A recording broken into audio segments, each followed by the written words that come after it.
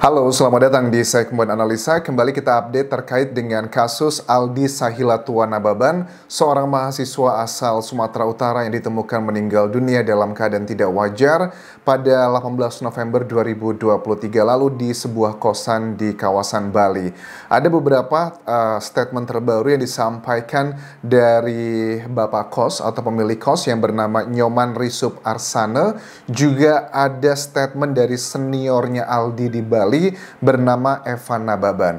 Eva Nababan ini adalah sosok yang disebut-sebut oleh Monalisa Nababan, kakak dari Aldi yang memiliki kecurigaan terhadap Eva Nababan. Jadi Eva Nababan ini bukanlah kerabat atau bukanlah saudara ya, karena walaupun namanya sama bukan berarti mereka ada hubungan secara keluarga. Ini hanyalah teman dan juga senior. Tetapi kecurigaan dari Monalisa Nababan terhadap Eva ini apakah hanya karena miskomunikasi ataukah ini menjadi petunjuk bahwa memang Aldi ini bukanlah meninggal dunia karena kemauan dia, tetapi karena memang ada orang yang sengaja melakukan tersebut. Apalagi dengan temuan yang sudah aku bahas di 2 episode sebelumnya, bahwa kondisi terakhir pada saat Nyoman Risup Arsana, pemilik kos tersebut menemukan Aldi, itu kan kondisinya ditemukan bahwa ada tali yang menggantung dari luar, kemudian noda cairan merah itu banyak di lantai, kemudian tergantung nyandar di pintu kamar, kakinya menyentuh tanah.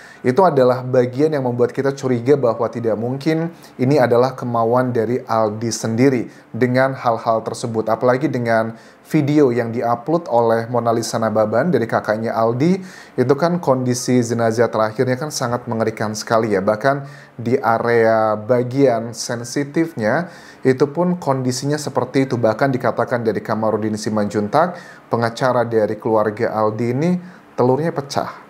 Apakah itu indikasi kemauan sendiri dari Aldi atau ada orang lain?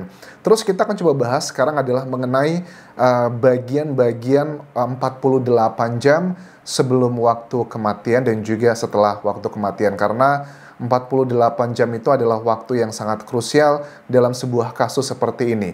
Tanggal 15 November 2023, 3 hari sebelum Aldi ditemukan oleh pemilik kos, diketahui bahwa Monalisa Nababan menceritakan Aldi itu minta transfer uang ke dirinya karena dia butuh uang. Walaupun tidak dikirim sesuai dengan keinginannya, tetapi tetap dikirim. Bahkan di tanggal 16 November 2023, ini berarti 2 hari sebelum penemuannya oleh Bapak Kos, ada 2 kejadian yang disampaikan di sini yang bisa ditunjang dengan alat bukti. Misalnya, pertama adalah ada struk pembelian makanan sekitar jam 2 dini hari Wita, dan jam 2 tanggal 16 November tersebut, dia pun meminjam motor Bapak Kos. Kemudian peristiwa yang sama masih di tanggal 16 November, itu Aldi masih membalas chat sekitar jam 11.50 Wita. Artinya kemungkinan besar Aldi itu meninggalkan dunia ini mulai setelah 11.50. Mungkin tanggal 16 mulai sore hari ke atas, sampai ditemukan tanggal 18 November 2023. Monalisa Nababan itu menceritakan beberapa hal ke media massa kecurigaannya terhadap Eva Nababan. Eva Nababan pun sudah memberikan klarifikasi. Kita akan coba simak di sini dari sejumlah media massa. Pertama begini, Monalisa bertanya ke Eva Nababan, bagaimana mungkin Anda itu bisa mengatakan hal-hal yang sifatnya itu mencurigakan. Misalnya, dikatakan bahwa Eva Nababan ini bersedia membantu memulangkan Aldi, bahkan mengenai otopsi pun ditakut-takuti. Katanya ini biayanya gede, puluhan juta. Kemudian juga dikatakan bahwa nanti minta untuk segera dibersihkan kamarnya karena mau dilakukan upacara adat. Ini semua dibantah sama Eva Nababan, seniornya Aldi di Bali. Dikatakan begini bahwa tidak benar saya mendesak untuk segera memulangkan ke Sumatera Utara. Juga saya tidak menyangka ini akan menjadi besar seperti ini. Nah, statement saya juga tidak menyangka ini akan menjadi besar seperti ini. Apakah maksudnya dia pikir dia tidak akan tercium oleh media dengan kelakuannya yang dinilai oleh keluarga korban itu tidak wajar. Waktu ditanya bahwa kenapa ada barang bukti handphone yang bisa dilihat oleh Eva dan juga dikirim.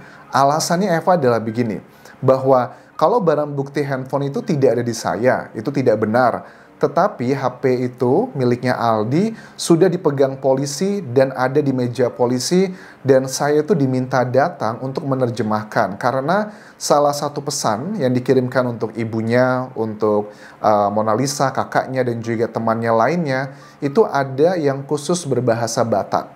Nah, itulah tugasnya saya untuk menerjemahkan bahasa Batak tersebut. Mungkin aku tangkapnya Eva ini meng-capture dan sebagainya.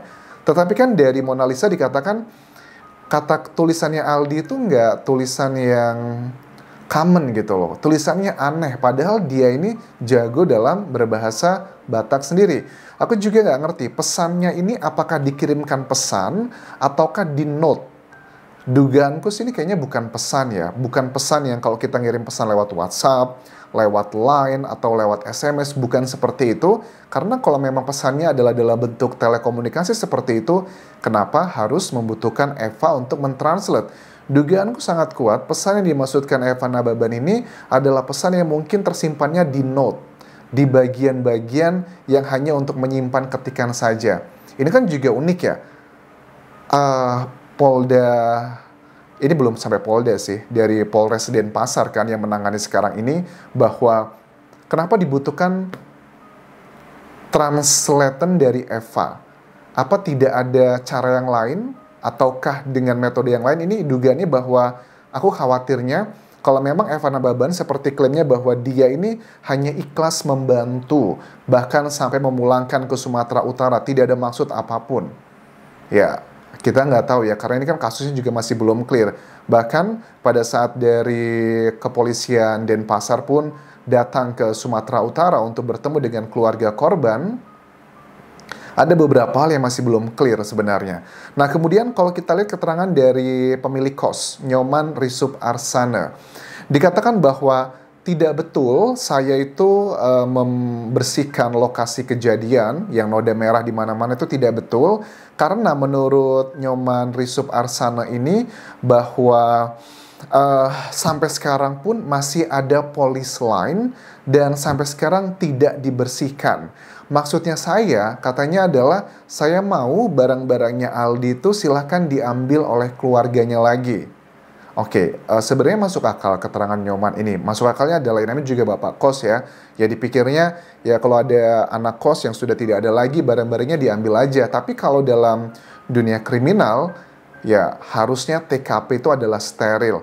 Mau ada barang apapun ya harus ditaruh di situ. Apalagi juga kalau nanti terbukti bahwa kasus ini adalah bukan keinginan dari Aldi mengakhiri diri sendiri. Ini adalah seandainya adalah memang ada orang yang menghabisi, kan nanti juga pasti akan ada tahapan adalah rekonstruksi. Tahapan rekonstruksi itu ya barang-barangnya harus seperti kejadiannya gitu. Barang-barangnya harus ada di sana. Jadi memang suka tidak suka untuk Nyoman Risup Arsana harus dengan legowo melihat kamarnya yang disewakan tersebut dalam beberapa waktu yang tidak sebentar itu harus dibiarkan kosong. Tetapi kita juga paham untuk warga Bali ini kan mereka akan melakukan upacara adat gitu untuk menghilangkan hal-hal yang berhubungan dengan mistis karena kepercayaan mereka, dan itu wajib kita hargai. Tetapi ini juga akan bertentangan dengan pengungkapan kasus ini kalau langsung dibersihkan, kalau langsung dihilangkan dengan alasan tersebut. Sama juga seperti di kasus Subang yang aku bahas cukup intens dalam channel ini, itu pun juga sama. Di awal kasus tersebut banyak orang yang merusak TKP dengan alasan ketidaktahuan. Walaupun ada oknum di sana, tapi mereka mengklaim saya masuk bareng sama petugas kok dan sebagainya. Tapi setelah 2 tahun ternyata hal tersebutlah yang membuat kasus Subang sangat sulit diungkap. Bahkan dari kepolisian pun mengatakan ada 3 anggota polisi. Yang pertama adalah oknum dari Perwira sampai juga 2 oknum Bintara yang melakukan penghilangan barang bukti. Tidak tahu apakah alasan tersebut karena ketidaktahuan ataukah ada unsur pidana. Nah, takutnya juga sama. Ada orang-orang yang seandainya dugaan sangat kuat ini adalah ya pembunuhan ya teman-teman. Mereka menggunakan isu-isu mengenai budaya, misalnya ya dibilangnya bahwa ini kan ada orang yang mau melakukan adat budaya dan sebagainya, tapi malah justru hal tersebut dimanfaatkan untuk menghilangkan jejak-jejak tersebut. Karena sebenarnya kalau kita lihat dari kronologi tanggal 15, 16, sampai penemuan di tanggal 18 November, ini dugaan sangat kuat adalah memang ada orang yang merencanakan semua ini. Karena logikanya, kalau Aldi mau menghilangkan diri sendiri, kenapa kondisinya seperti itu? Ada yang bilang itu adalah bukan karena dipukuli anjas, itu adalah lebam mayat. Ya, tentunya kita akan lihat hasil dari otopsi nanti. Karena kalau ada luka, kalau untuk mengetahui apakah luka tersebut terjadi sebelum proses kematian, itu kan akan harus dibedah dulu ya, dilihat dari dalam. Tidak bisa hanya lihat dari visum dari luar aja. Terus juga, oke, itu kita masih tunggu ya, kita nggak bisa melihat dari tampak luar saja apakah itu lebam mayat ataukah terjadi sebelum kematian. Yang kedua juga mengenai noda merah. Bagaimana mungkin kalau Aldi mengakhiri diri sendiri, tapi noda merahnya tuh banyak di mana-mana, dikatakan kata pemilik kos juga dia lihat ada di ubin, itu kan aneh. Terus juga posisinya Aldi, itu kan pada saat kita lihat video yang diupload oleh kakaknya ini, Mona Lisa, itu kan dalam kondisi yang ngangkang. Kemudian telurnya juga begitu.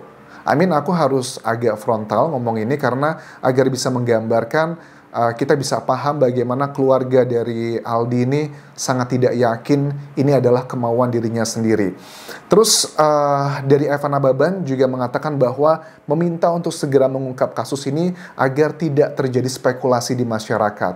Ya, kita tunggu ya dari Polres Denpasar yang memang sudah menangani kasus ini. Apakah kalau takutnya jangan sampai seperti kasus Subang ya. Kasus Subang kan dari Polsek, Polres, kemudian dipindahkan ke Polda gitu. Ini sudah levelnya Polres. Mudah-mudahan Polresnya juga bisa benar-benar sigap karena 48 jam setelah peristiwa itu adalah waktu yang sangat genting sekali. Secara pribadi aku tidak melihat ini ada indikasi bahwa Aldi menginginkan peristiwa ini. Tetapi ada dugaan ada orang-orang yang sengaja melakukan ini. Bahkan dikatakan dari pemilik kos bahwa Aldi ini termasuk anak yang pendiam dan hampir tidak pernah ada orang atau temannya dia yang mengunjunginya. Berbeda kan dengan kasus-kasus yang dulu-dulu kita bahas, misalnya mahasiswa di Jogja, ya karena dikatakan ini sering nih temennya main ke kosannya. Tapi kalau Aldi berbeda, bapak kosnya bilang jarang banget, hampir tidak ada selama Aldi ngekos di sini ada temannya yang datang ke kosnya. Ini sudah menjadi petunjuk sangat kuat bahwa ada apa dengan kasus ini. Bahkan Aldi pun sudah cuti selama 1 tahun dari kuliahnya dan dia pun sedang magang di sebuah hotel. Bahkan ada beberapa orang yang komentar di YouTube ini bilang bahwa Aldi itu sedang bekerja anjas di sebuah kafe untuk menghidupi dia sehari-hari, yang mungkin part-time harian. Adalah hal yang wajar karena dia juga butuh untuk kehidupan sehari-hari dan dia pun tidak ditopang 100% oleh keluarganya yang berada di Sumatera Utara. Dan dikatakan juga bahwa Aldi sudah nunggak membayar kos-kosan, katanya adalah sekitar 2 bulan. Oke. Mudah-mudahan kepingan-kepingan informasi ini bisa membuat Polres Denpasar benar-benar bisa lebih jernih melihat kasus ini. Apakah ini adalah pure keinginan Aldi atau ada orang yang sengaja merencanakan ini semua.